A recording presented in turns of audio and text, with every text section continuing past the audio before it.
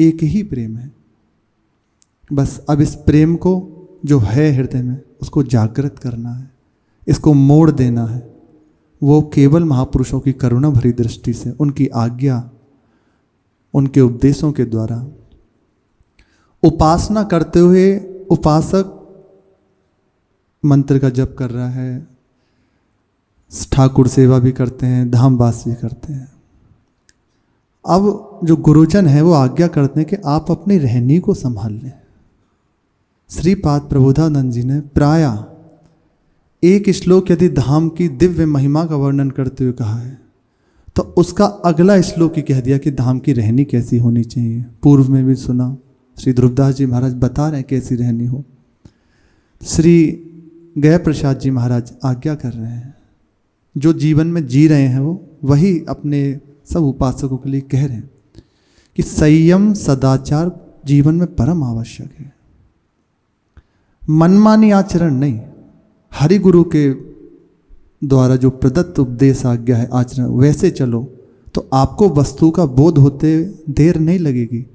जितना हमें विलंब है वो केवल मनमानी के कारण है। ये कह रहे हैं संयम के लिए इन कुछ बातों पर ध्यान रख लिया जाए। वाणी का सबसे पहला कह रहे हैं, वाणी का संयम। वाणी सदैव संभाल के बोलो। कटु बोलना कि किसी ने प्राय एक बात सत्संग में आती है कि आप अपना ऐसा स्वभाव बना लीजिए कोई आपसे बात ना करे।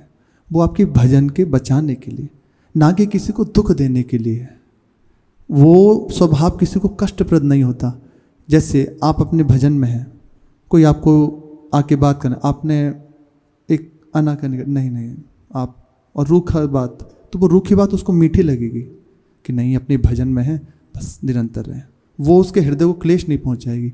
एक वाणी होती है सीधा बात करते हुए कि हम तो सत्य बोलते हैं, हृदय को छेद दिया, हृदय को क्लेशित कर दिया। जहां उसका हृदय उस बात से क्लेशित हुआ, आपका मार्ग रुक जाएगा। इसीलिए बहुत सावधानी रहनी परम उत्तम हो। अत्यंत मधुर लगे किसी से बात करते कि अहो ये संत हैं, उपासक हैं, भगवत जन हैं। जहाँ भी आपसे एक बार मिलें किसी से, आपकी वाणी सहज सरल भाव से प्रणाम। कोई हो, हमसे दुरोह करने वाला क्यों ना हो, हमसे विपरीत चिंतन करने वाला हो, हमसे शत्रुता रखने वाला हो, वो रख रहा है, ये उसकी चिंता है। लेकिन हमारे हृदय की बात हमारे सामने जो आएगा, मेरे प्रभु हैं, प्रणाम। जितनी बार सामने आए, बताइए क्या आपकी सेवा करें। कुछ ही दिन में उसका चित्त परिवर्तन ना हो जाए तो देख लेना। वाणी सबसे अमूल्य है, इसको सहज रूप से जितना संभाल के करेंगे प्रभु प्रसन्न हो जाते हैं। इसी से तो स्तुति गान होती है प्रभु की, इसी से तो नाम जप होता है। यदि इसको क्लिष्ट रखेंगे, कठोर रखेंगे और कड़वी वाणी को कर देंगे तो प्रभु को कैसे रिझाएंगे। सब रूप हृदय मंदिर में बैठे हुए प्रभु हैं, किसी को भी चुभी बात तो प्रभु को ही तो क्लेश हुआ। बहुत संभाल के वाणी को बोलना चाहिए। प्राय जितने आवश्यकता है अपनी बोलिए, फिर मौन हो जाइए। सहज में जब कोई बात करें तो इससे आपकी आंतरिक हृदय की शक्ति बढ़ेगी। भजन के लिए, प्रभु की प्राप्ति के लिए जितना आवश्यक है बहुत उचित बोला, मौन हो गए। ज़्यादा व्यर्थ में नहीं बोलना चाहिए। अनुचित शब्द ना निकरी जाएं। प्रपंच वार्ता बोल रहे हैं आप, किस मार्ग के उपासक और क्या क्या बोले जा रहे हैं, आप सोचिए कहाँ के हैं। इसलिए बहुत संभाल के चलें। ऐसो ध्यान रखनो, कम बोलनो, सत्य बोलनो, मृदु बोलनो एवं हितकर वाक्य ही बोलनो। बाबा कह रहे हैं ऐसा ना हो आप किसी को पीड़ा पहुंचाने के लिए उसको हृदय को छेद दें, ऐसी भाषा बोलें। बहुत सहज आप रहें। आपके सामने जो भी आ जाए एकदम आप अपने भगवत भाव में रहें। आपका ही तो भाव बदलना, हमारे हृदय का भाव बदला तो प्रभु ही तो सर्वत्र हैं। हमने बिगाड़ लिया भाव नहीं। अत्यंत मृदुल, सहज, सरल। फिर बाबा कह रहे हैं वाणी को ध्यान रखते हुए दृष्टि, अब बहुत संभाल के दृष्टि उठाना। महापुरुषों ने आज्ञा करी है एक धनुष के बराबर, बस इतनी दृष्टि केवल नीचे। यदि किसी से वार्ता भी करनी है तो दृष्टि नीचे, और बस जितना मतलब है उतना उत्तर दिया, अपने चल दिए। आगे बात करने की आवश्यकता नहीं है, क्योंकि आप ज़्यादा बातें करें तो नाम जप कब करोगे, निरंतर लीला गायन कब करोगे, प्रभु का चिंतन कब करोगे, क्योंकि बहिर्मुख चित्त हो जाएगा। इसलिए सहज भाव से आवश्यकता दृष्टि, किसी से ही बात करनी पड़े, नीचे दृष्टि, और बस आप मार्ग में चल रहे हैं तो इतना बस दर्शन रखिए कि यहाँ से इतने में दिखाई देता है। आप जब दृष्टि ऐसे रख के चलेंगे सामने तक का दृश्य, इससे आगे आवश्यकता नहीं है। इसलिए दृष्टि बहुत समय इधर उधर ताकना झांकना ये सब उपासक का लक्षण है, चंचलता नहीं। सहज गंभीर नेत्रों से आपका भजन उत्तम हो रहा है, आप सद के चल रहे हैं, आपका ब्रह्मचर्य ठीक है, आप मार्ग में ठीक से चल रहे हैं, आपकी वाणी, आपकी दृष्टि, आपका आहार ये बताने लगेगा, आपका बोलना चालना बहुत उत्तम उपासक है, प्रभु के मार्ग का है उपासक है। तो आपको सहज रूप से आशीर्वाद मिलने लगेगा, प्रभु इसके मार्ग में कहीं कोई बाधा ना आवे, ये प्रभु ही कृपा करे करते हैं। इसलिए इधर बिल्कुल नहीं, यदि किसी लता को देख रहे तो देख रहे एक टक, वहाँ दृष्टि, चंचलता नहीं, जहाँ खड़े हैं चित्त, बस कहीं भी हैं आप अपने चिंतन में, नाम का चिंतन चल रहा है, वाणी जी का गायन चल रहा है, अंदर अंदर चिंतन। जितना आप अंतर्मुख दृष्टि रखोगे ना, तो ये बाहर की कलेश इसीलिए होती है, हमारी वृत्ति सदैव बाहर रहती है। अब बाहर में इसने ऐसा कहा, उसने यही चलता रहता है, अरे भैया यही चलाओगे तो हृदय को कब देखोगे, कब निरंतर मंत्रवाणी में लोगे? ये तो है ही पूरे संसार में, यही तो हो रहा है, राग द्वेष निंदा स्तुति मान अपमान, इसमें नहीं। उपासक की दृष्टि बस गुरु प्रदत्त मंत्र में, वाणी जी में, उसके लिए प्रभु स्वयं कृपा करके सत्संग देते हैं, सुनाते हैं। इसलिए दृष्टि को बहुत संभाल के हमेशा दृष्टि नीचे, और एक दृष्टि हुई है बाहर और दूसरी दृष्टि अंदर, क्या चल रहा है अंदर? प्रभु का चिंतन हो रहा है, नहीं हो रहा, मंत्र चल रहा है, नहीं चल रहा, ये अंदर दृष्टि है। एक ये स्थूल नेत्रों से और ये अंदर सूक्ष्म नेत्रों से, बाहर अंदर प्रभु का चिंतन।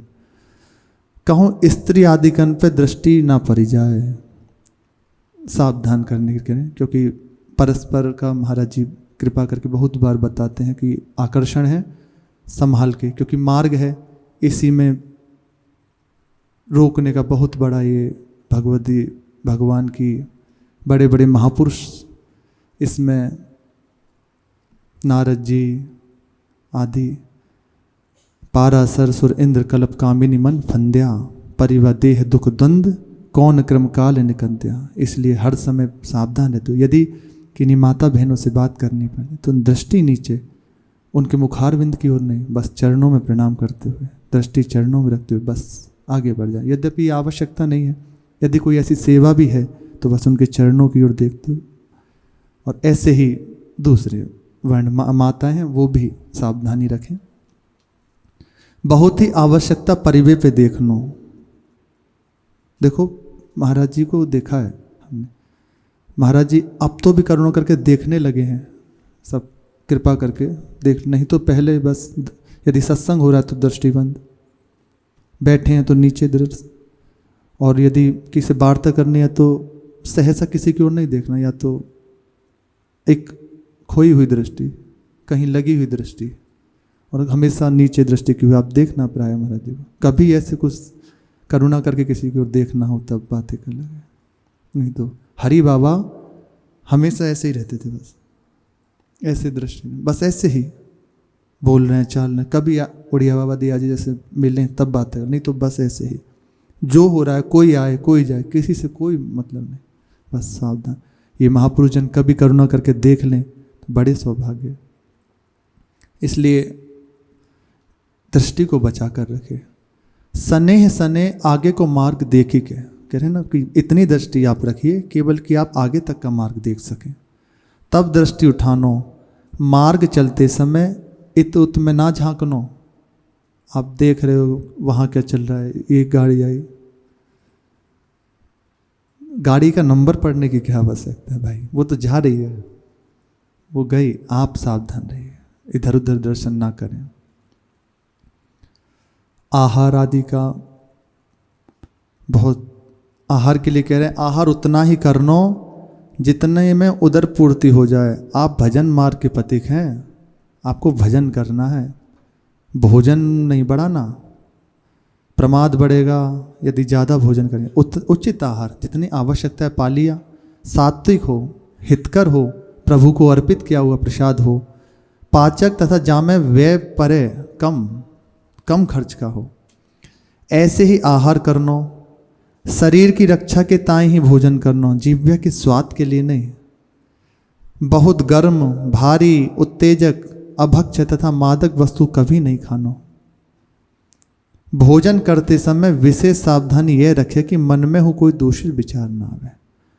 आपके जहाँ विराजते हैं वो जगह जहाँ प्रसाद पाने हैं, भाई जी महाराज ने लिखा है कि जिस जगह आप विराज के प्रसाद पा रहे हैं वो जगह, प्रसाद के पात्र और प्रसाद परम उत्तम होना चाहिए। इसलिए एकांत में प्रभु का चिंतन करते हुए प्रसाद पाएं। आप प्रसाद पा रहे हैं तो कोई पद चल रहा है, बात करते हुए, व्यर्थ का चिंतन करते हुए, क्योंकि जैसा आप उस समय चिंतन करेंगे वो रस बन रहा है, अंदर जाके आपकी मानसिकता वैसी बन जाएगी। भजन के समय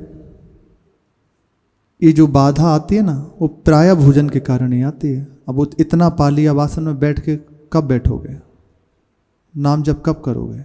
इसलिए उचित आहार पाओ ताकि जम्हाई ना आवे, लय को प्राप्त ना हो, सो ना, और शरीर में नाना प्रकार की विकृति पैदा ना हो। देखो एक क्षण के लिए ऐसे ऐसे बस नहीं हो पाता। शांति से बैठ के एकदम सहज भाव से बैठ गए, तभी तो अंदर दृष्टि रखोगे। यही आगे बढ़ जाती है कि फिर वो चलते फिरते अंदर ही दृष्टि है उसकी। साथ ही यासो रक्त हो दूषित होए, यदि जैसा आप प्रसाद पा रहे हैं और व्यर्थ चिंतन, व्यर्थ बाध्यता कर रहे हैं तो आपका रक्त जो बन रहा है वो दूषित हो जाएगा। और जैसा प्रसाद वैसी बुद्धि। अब बुद्धि कुविचार से युक्त, तो सतमार्ग में चलना इसलिए कठिन लगता है कि हमसे भजन नहीं होता, हमारा मन नहीं लगता। आप संभाल लीजिए, कुछ चीज़ों को संभाल लीजिए, अपने आहार को संभाल लें। कहीं भी रहें, ऐसा थोड़ी है कि आप स्कूल जाते हैं, नौकरी करते हैं कि हम ऐसा आहार नहीं कर सकते। क्यों नहीं कर सकते, बिल्कुल कर सकते हैं। आप अपनी निष्ठा में रहिए, हम फल पालेंगे लेके, धोके उसको पाके प्रभु का नाम लेके उसको पा लीजिए। जरूरी थोड़ी कि जिस जगह आप रह रहे कि वही पाना है, नहीं। रहे हैं ऐसे जन जिस जगह पूरी ऐसी विपरीत अवस्था है वहाँ रह के भजन कर लिया महापुरुषों ने। तो इसलिए ये यदि हम इन बातों में यदि रास्ता देंगे तो ये बढ़ती चली जाएंगी। इन्हें हम अपनी ओर से रास्ता ना दें कि हम क्या करें, कैसा भोजन पाएं, वहाँ कैसे रहें। आप स्वयं रास्ता करें। भजन करने वाला विवेकवान होता है। आप जिस जगह रह रहे हैं, नहीं है कोई ऐसी अवस्था आपको दिख रहा है, स्कूल में रहने वाले हैं या जहाँ भी है, अपने भी जैसे कई बार ऐसी अवस्था पड़ जाती है, तो बस फल तो हर जगह मिलता ही है। खरीदिए, प्रभु को अर्पित कीजिए, पा लीजिए। प्रसाद ले जाइए, अर्पित कीजिए, पा लीजिए। रोटी तो सहज रूप से उपलब्ध है ना, तो बस पा लीजिए। आप नमक रोटी पा लीजिए, पानी से पा लीजिए। भजन करना है ना, प्रभु के मार्ग में चल रहा है ना, इसलिए सावधान होते हुए, बिल्कुल सावधान होते हुए चलने। ये रहनी यदि समझ जाए ना तो बहुत जल्दी हमको अनुभूतियाँ होने लग जाएं। हमारी रहनी बिगड़ी होती है, हम कर रहे हैं भजन साधन, पर रहनी हमारी ठीक ना होने के कारण हमें अनुभव नहीं हो पाता। देखो रहनी का ही अभी प्रभाव पूज्य श्री पंडित बाबा के चरित्र में, बाबा को गुरुजी ने आज्ञा करी कि तुम जाकर अनुष्ठान करो, भजन में लगो अब निरंतर। बाबा ने पूर्व में सुना, नरसिंहानंद जी से बाबा प्रभावित हुए, उनका सत्संग करने लगे। तो जहाँ श्री नरसिंह दास जी ने वेश लिया, वहीं श्री नित्यानंद दास बाबा से वेश ग्रहण करके, और वेश का नाम हुआ श्री राम कृष्ण दास, पंडित राम कृष्ण बाबा। बाबा की प्रकांड विद्वता और दिव्यता के कारण सब उनको पंडित बाबा कहने लगे। गुरुदेव की आज्ञा हुई उन्हें गोवर्धन जाकर भजन करें, और सिद्ध श्री कृष्णदास बाबा, इनको श्री जी ने आज्ञा करी थी कि आप जो उपासक हैं, साधक हैं, उनको भजन की मुद्राएं सिखाओ, कैसे चिंतन किया जाता है वो सिखाएं, स्मरण मनन संबंधी शिक्षा दें। तो बाबा उनके पास गए और स्मरण कैसे किया जाता है ये सब उनको शिक्षा प्रदान करी श्री कृष्णदास बाबा जी ने। उसके बाद बाबा बरसाने जाकर भजन करने लगे। बरसाने में श्री गौर चरणदास बाबा जी अद्भुत कीर्तन करने वाले महापुरुष, इनका कीर्तन अत्यंत प्रसिद्ध। वे बड़े ताल का बिहागड़ा नामक कीर्तन सीखने लगे उनसे। कीर्तन सीखने में उनका आवेश बढ़ता गया। अभी भजन की तरफ से वृत्ति कम हो गई और कीर्तन में उनकी चित्तवृत्ति लगने लगी ज़्यादा, कि जो सीखना है ना अध्ययन का, वहाँ ज़्यादा सीखने लगे। जब गुरुदेव को इस बात का पता चला उनके, तो पास बुलाया और कहा कि ये बंद कीजिए, आप केवल भजन में लगो। ये अतिशय करुणा होती है जब गुरुजन ऐसी आज्ञा करें कि व्यर्थ के इधर उधर मत भटको। मन में आएगी कीर्तन ही तो सीख रहे हैं प्रभु के लिए, लेकिन गुरुजन जानते हैं तुम्हारा मंगल किस में है। आ सकते कि हम तो कीर्तन ही सीख रहे हैं, वो तो प्रभु रिझाएंगे हम उसमें, लेकिन सीधी आज्ञा कि ये सब बंद करके केवल सीधे भजन में लगो, जो आपको उपासना मिली है उसमें लग जाओ। बाबा ने आज्ञा लेके भजन में लगे, पर अभी कीर्तन के प्रति अंदर से चित्त लगा हुआ है, इसलिए भजन में प्रीति नहीं हो पा रही, भजन करने में इतनी रति नहीं हो पा रही, बहुत विक्षेप पड़ने लगा बाबा को। बाबा ने ये बात जाकर गुरुदेव को बताई। ये बहुत अच्छी बात है, आप कभी भी फंसो, कहीं भी फंसो, जो आज्ञा हो गई उसमें आपको यदि परेशानी है, सीधे जाके अपने, क्योंकि हमारे माँ बाप वही हैं, हमें उस मार्ग में चलाने वाले वही हैं, वही हमारी संभाल करने वाले हैं। उनसे जाके कह दो कि मुझे ऐसे ऐसे इस जगह विक्षेप है। तो इनकी करुणा भरी दृष्टि और दूसरी बात जो आज्ञा, वो बात की बात है, लेकिन पहली उनकी दृष्टि होते ही वो विक्षेप खत्म हो जाएगा। पूर्व में सुना ना कि हृदय में उनके लगा कि अब मेरे से नाम जप इतना नहीं होता, पहले जैसे होता था। तो गुरुदेव को जाके बता दिया। यहीं वृंदावन के एक उपासक थे, उन्होंने अपने गुरुदेव को बता दिया कि जिस समय दीक्षा ली उस समय तो नाम जप करने की बहुत हृदय में प्रीति होती थी, लेकिन अभी ऐसी बात अंदर नहीं आती है मैं नाम जप करूं। 1 वर्ष बीत गया तो गुरुदेव ने कहा सब ठीक हो जाएगा, चिंता मत करो, तुम्हें जो नियम दिया है वही करते रहो। और जाकर लेट गए एक बरामदे में। तो जो आश्रम था वहाँ के दिव्य महापुरुष उनके तंद्रा में प्रकट हुए और कहा, बच्चा जो गुरु ने नाम दिया है ना, बस इसको रटो, मंत्र का खूब जप करो। तो स्वप्न में ही कह रहे हैं वो जो तंद्रा अवस्था है कि महाराज जी अभी मेरा मन नहीं लगता इतना जैसे पहले लगता था। तो सीधा कहा चिंता मत करो, खूब मन लगने लगेगा, आज से कोई विक्षेप नहीं होगा, खूब भजन बनेगा। ऐसे ही बस स्वप्न में कह दिया। जो ही उठे और आकर गुरुदेव को बताया, बोले तुम्हारे ऊपर कृपा हो गई, यहाँ के सिद्ध महापुरुष प्रकट होकर तुम्हें दर्शन दे दिया। ये गुरु की आज्ञा, गुरुदेव ने आज्ञा कर दी ना, तुम लगो सब ठीक हो जाएगा। जैसे ही उन्होंने देखा करुणा भरी दृष्टि से हट गया। आगे आज्ञा दी कि उद्धव क्यारी में रतन सिंहासन के सामने बाईं ओर कदम्ब के नीचे एक आसन पर 17 दिन तक बैठे रहकर अष्टादशाक्षर मंत्र का पुरुषचरण करो। 17 दिन तक के लिए बाबा ने आज्ञा सिरोधार्य करी और चल दिए गिरिराज जी में उद्धव क्यारी के पास। वहाँ रहकर बाबा पुरुषचरण प्रारंभ किया। 3 दिन पहले 1 2 3 जैसे 17 दिन का है ना, तो पहले 3 दिन केवल दूध पिया और कुछ नहीं लिया और निरंतर बस आसन में बैठ के भजन करने लगे। बाद के जो दिन बीते उसके पश्चात 12 दिन तक केवल जल ही पिया और कुछ नहीं, ना दूध ना अन्न, केवल बैठे जल का पान कर लेते हैं और निरंतर मंत्र का जप जो गुरुदेव ने आज्ञा करी, अष्टादशाक्षर मंत्र। और कुछ दिन बाद जल भी छोड़ दिया जो ही, और लय विक्षेप रहित लय, इसे भजन करने बैठे, निंद्रा तद्रा आ गई, मन में विचार चल रहे हैं नाना प्रकार के, उसमें चित्त बह गए। अब मंत्र कहाँ गया, हम कहाँ गए। मंत्र चल रहा है, अब मंत्र की यही नहीं पता, मंत्र को सुन रहे ना, वो जो अंदर चिंतन चला है मन में उसमें बह गए, ये लय को प्राप्त हो गए, नींद में चले गए, ये लय हो गया। विक्षेप मन जैसे भजन करने बैठते हैं आसन में या जैसे भी, तो अंदर नाना प्रकार की बातें आती हैं, उसने ऐसा किया था, ऐसा करना चाहिए, ऐसा कर लेंगे, ऐसा हुआ था, ये सब चलने लगते हैं। गंदी बातें, कुछ करने की बातें, ये सब आने लगती हैं। ऐसा किया था, ऐसा हो रहा है, ऐसा कर लेंगे, यही सब चिंता। वो इससे रहित होकर भजन जो करता है, तत्काल डांट देना है, हे व्यर्थ की बातें क्यों करते हो, जो हुआ प्रभु की इच्छा से हुआ, जो होगा प्रभु की इच्छा से होगा, अभी बस इस समय हमें प्रभु में लगना है, थोड़ी देर जैसे ही डांटोगे शांत हो जाएगा, विक्षेप नहीं होगा। जहाँ अंदर मन ने कोई स्फुरना फेंकी, हम उसमें बह गए, ले हो गया, फिर ये भजन नहीं होने देगा। फिर आपको पता ही नहीं कहाँ मंत्र गया, 3-4 घंटे कब बीत गए, लगेगा कि आसन से आ रहे हैं बाबा, 3-4 घंटे बैठ के भजन करके। लय विक्षेप शून्य बाबा ने भजन किया, 17वें दिन से प्रिया प्रीतम सामने प्रकट हो गए। इसलिए जोर दिया जाता है कि आप रहनी संभाल लीजिए, उपासना को पकड़ लीजिए गुरुजनों की। अब यहाँ प्रभु आपके साधन से प्रसन्न नहीं हुए प्रिया प्रीतम, आपकी लगन से, गुरु की आज्ञा से।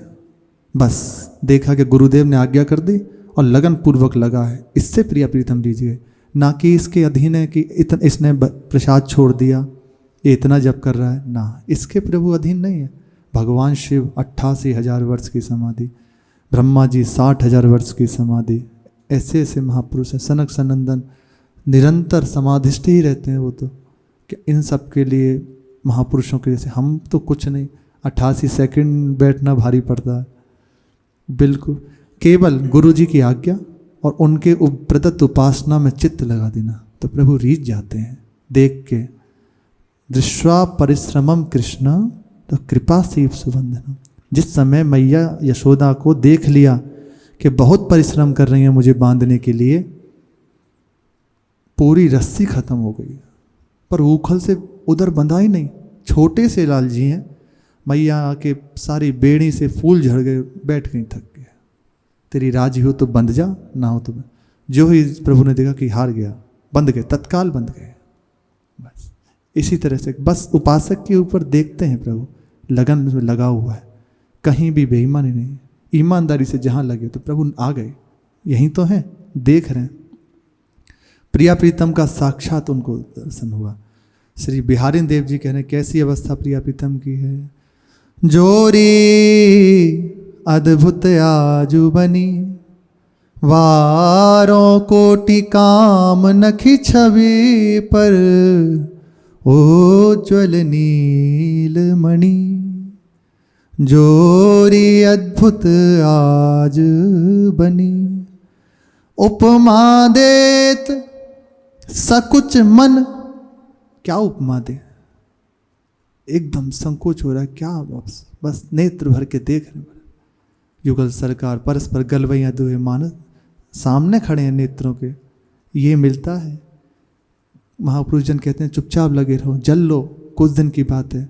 ऐसी शीतलता सदा सदा के लिए निश्चिंत सदैव उनके पास जाना, परस्पर गलवैया दिए हुए खड़े हुए हैं।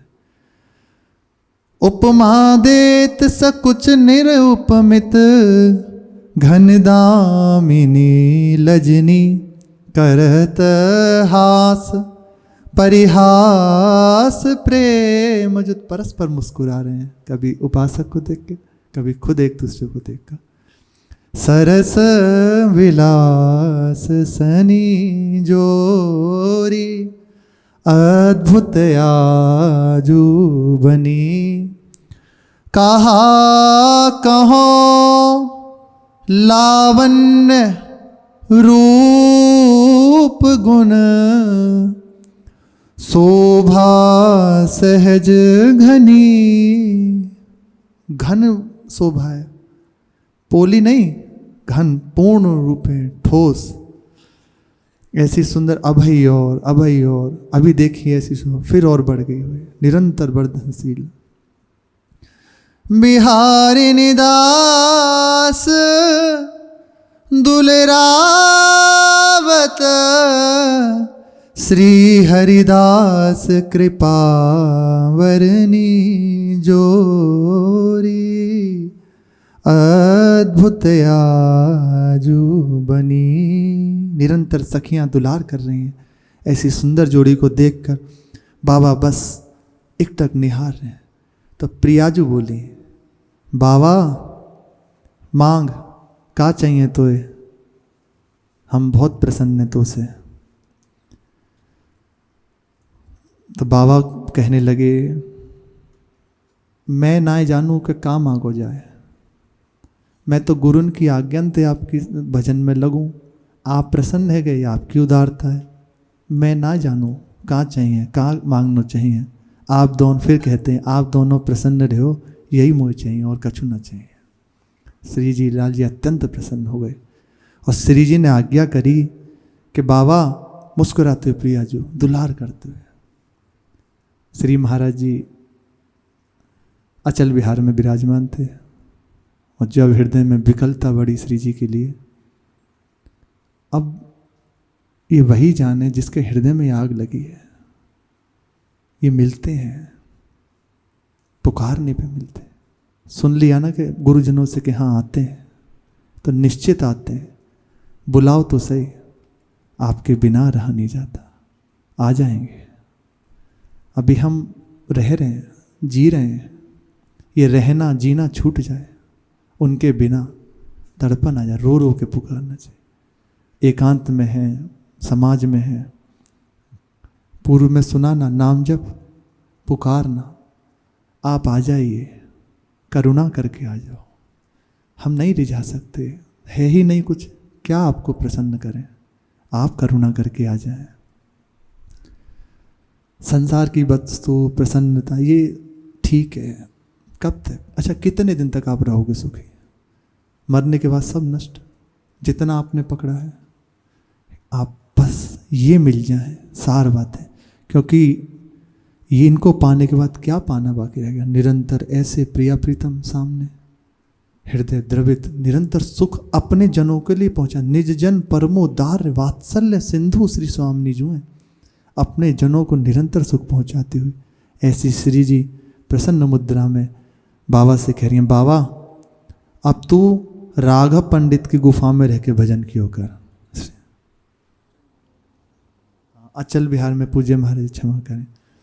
तो बस जहाँ हृदय विकल हुआ, पार्षद मार्जन कर रहे थे श्री जी के, तो देखा सामने से श्री लाडली जो पधार रही है, दिव्य शोभा। ये तो बस जो देख रहा है नेत्रों से वही जाने, हम आप सुने हैं ऐसे हैं। तो जिस दिन करुणा करके आएंगे तो महाराज जी, और आकर ऐसे अपना कर कमल दुलार पूर्वक कह रही हैं, मैं हूं ना, मैं तेरी हूं, क्यों चिंता करता है। बिल्कुल अति उदार अपार करुणा में कोई प्यार करने वाला नहीं है, केवल प्रभु के सिवा। ऐसा दुलार, ऐसे दुलार करते हुए कह रही हैं, तू चिंता क्यों करता है, मैं हूं ना, बस सब कुछ मेरे लिए ही तो है, जो कुछ है मैं तेरे हूं, जो ही इतना कहा। अब तो ये उनसे पूछो जिसके लिए प्रभु, जिनसे कह रहे हैं, यदि आज महाराज जी आके कह दें, अरे चिंता मत करो मैं हूं ना, बेपरवाह हो, गलवैयाँ डाल लें, तो कैसा लगेगा। अरे त्रिभुवन में हमसे बड़ा कोई नहीं, आता है ना, तो छाती चढ़ जाएगी। हमारे साहब हमसे देख रहे हैं, हमारे गुरुजन हमारी ओर देख रहे हैं करुणा करके, हमसे बोल लिए, इससे ज़्यादा क्या चाहिए। सब कुछ प्राप्त हो गया। जिस समय गुरुदेव करुणा भरी भीनी दृष्टि से देख लेते, ऐसे ही जब श्री जी ने देखा, कहा मैं तेरे हूँ, बस महाराज जी अब वहाँ कुछ बोलने का अवसर ही नहीं है। एक पद में श्री हितदास जी महाराज लिखते हैं, लाडली कब मोह को अपने हो, अतिहित मान बुलाई आपने, चरणन ढिंग बैठे हो। कह रहे हैं कैसे, देखो श्री जी का दुला, मैं सकुचाए, सकुच होके मौन हुए रही हूँ, सकुच मौन होके आपके चरणों में विराजी हुई है, तुम मोह चिबुक उठाए हो। श्री लाडली जो उदारता पूर्वक पूछती है, अरे बता ना, बातचीत कर रही हैं श्री जी चिबुक उठा के, उनका अति सुकोमल कर कमल है, उससे तुम मोह चिबुक उठाए हो, नेह लता हित मोहिए की लखी, पान उगार जुदाई हो। मेरे हृदय की ओर देख के और अत्यंत दुलार करते हुए श्री लाडली जो मुख में पान पा रही हैं, वो हमें देंगे। लाडली कब मोह को अपने हो। ये चाह प्रबल होने लगती है, जैसे जैसे बढ़ती है तो प्रभु आने लगते हैं, उनका दुलार सब पता चलने लगता है। मेरे ऊपर इतना प्यार, मुझे इतना दुलार। जो ही महाराज जी ने देखा, बस महाराज जी कहते हैं उस दिन से हम सिंह हो गए, उस दिन से आज आपके सामने बैठे, कोई बात नहीं, बस श्री जी हमारे जीवन की सार बात, प्रियाजू मेरी है, सबसे इतना ही कहते हैं। जब देखा, इसी तरह जब बाबा के सामने प्रियाजू हैं तो प्रियाजू कह रही हैं बाबा तू वहाँ रह के भजन कियो कर उस राघव पंडित की गुफा में, और इतना कहकर दोनों अंतर ध्यान हो गए। तब से बाबा पूछरी में श्री राघव पंडित की गुफा में रहकर भजन करने लगे।